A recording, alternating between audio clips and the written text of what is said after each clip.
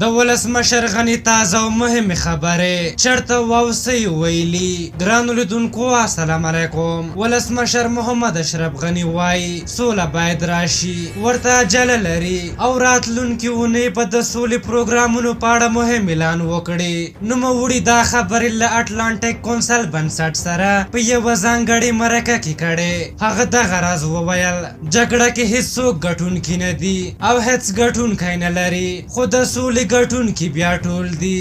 سوله باید ژر راشي، موږ ورته عجله لرو. په دې برخه کې باید عجله وشي او دا پروسه زما لومړیتوب دی. ولسمشر وایي د سولې لپاره تر ټولو ستر حرکت د اوربند و چې موږ بیا په دې ترڅ کې ځینې مهم تصامیم چې په هغه کې د طالب بندیانو د خوشي کېدو مسله هم شامله و ونیول.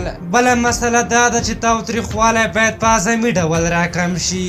موږ اوس هم هره ورځ له شپېتو تر اویا کسانو تلفات لرو چې وژل کېږي او ټپیان کېږي. ښاغلي غني وویل چې د جګړې دوام اسانه دی او د سولې راوستل ستونزمن دي، خو ښکېلې خواوې باید د سولې راوستلو ته متحد وي. دغه راز غني وویل د ډاکټر نجیب تېروتنه به نه تکرارېږي، هغه مو د فلم په څېر مخکې پروت دی. د هغه په څېر به د لنډمهالې حکومت لپاره استعفا نه کوم او د لیدل شوي فلم بیا کتل د وخت ضایع کول دي.